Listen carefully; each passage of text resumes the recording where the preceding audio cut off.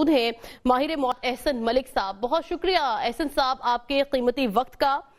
हमने देखा कि पहले तो तारीख डिले पर डिले हो रही थी और आखिरकार अब तारीख तो अनाउंस कर दी गई है सालाना तरक्याती बजट की। अब देखना यह है कि 4715 अरब रुपए के मजमूई तरक्याती बजट का सरमायाकारी पर देखें, मईशत पर देखें और रोजगार पर देखें, क्या इसके असरात मुरतब होंगे? बिस्मिल्लाहिर्रहमानिर्रहीम। रिमशा, पहले मैं थोड़ा सा आपको ये वजह बताना चाहूँगा कि बजट डिले क्यों हुआ। पहले तो अनाउंस किया गया था 5 जून को बजट पेश किया जाएगा, बट एक तो कश्मीर में जो इलेक्शन, गिलगित बल्तिस्तान में जो इलेक्शन हो रहे थे, एक रीज़न वो थी। दूसरा, कुछ गवर्नमेंट की जो इत्तेहादी टीम है पीस पार्टी, उनके साथ कोई इश्यूज थे जो स्टिल अभी तक अंडर डिस्कशन है। और एक जो मेन सबसे बड़ा इंपॉर्टेंट फैक्टर है वो था IMF, क्योंकि कुछ चीज़ों पे, कुछ सेक्टर पे गवर्नमेंट जो रिलीफ मांग रही है या देना चाह रही है, उसकी जो निगोशिएशंस हैं वो स्टिल IMF के साथ चल रही हैं वर्चुअल मीटिंग्स में।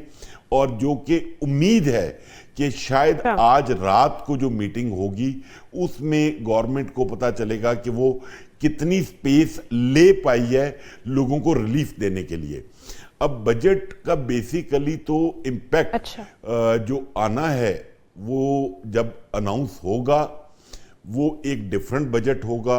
और जिस दिन जब ये पास होगा 20-25 जून के लगभग कभी भी, उस वक्त उसकी शेप काफ़ी हद तक चेंज हो चुकी होगी, क्योंकि गवर्नमेंट थोड़ा सा क्रीज से बाहर निकल के खेलना चाहती है, क्योंकि उसका तीसरे साल का ये बजट है, अवाम को रिलीफ देना चाहती है, पर IMF की कदगनें उसको रोक रही हैं।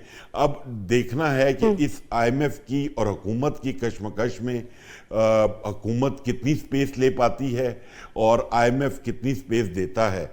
उसके बाद क्योंकि एक पहाड़ जैसा टारगेट हुकूमत को ऑलरेडी दे दिया है, मुझे तो ये समझ नहीं आई कि हमारे वज़ीर ख़जाना या हमारे फाइनेंस डिवीजन इतना बड़ा टारगेट एक्सेप्ट क्यों करते हैं।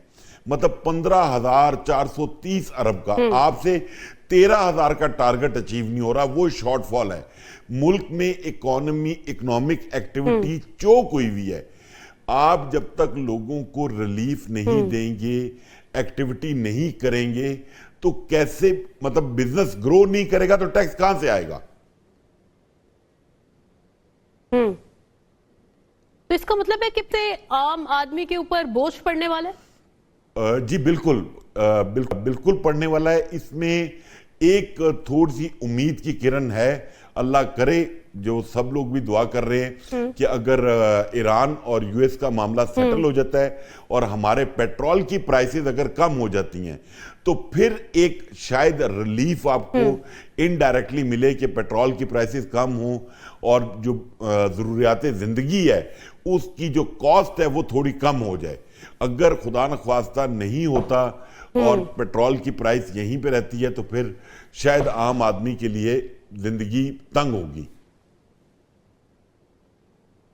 तो आपके क्या ख्याल में, क्या पेट्रोल की प्राइसेस कम होती हुई हम देख रहे हैं? क्योंकि पेट्रोल की प्राइसेस जब इंक्रीज होती हैं तब तो बहुत बड़ा इजाफा कर दिया जाता है, और जब हुकूमत उसको कम करने पर आती है तो 1 रुपए 2 रुपए, और फिर जब आवाम चीखो पुकार करती है और शिकवे शिकायत करती है तो उनकी भी बातें वजह होती हैं कि आप जो प्राइसेस हैं वो इतनी ज्यादा कर देते हैं, और जब कम करने पर आते हैं तो वो 1-2 रुपए से आवाम को क्या रिलीफ मिलेगा? रिमशा, बेसिकली ना ये एक साइंस है जिसको समझने की जरूरत है। बिल्कुल आपने ठीक कहा, और लोग भी ठीक सोचते हैं कि जो पेट्रोल है वो बढ़ता तो 25-30 रुपए है, जब कम करने की बारी आती है तो वो 4-5 रुपए कम किया जाता है।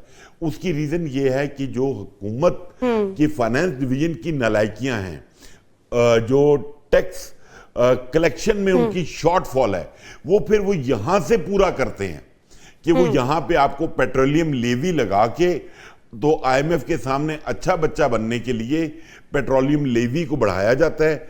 आपको जो ड्यू आपको मिलना चाहिए रिबेट, वो आपको गवर्नमेंट पास ऑन नहीं करती है।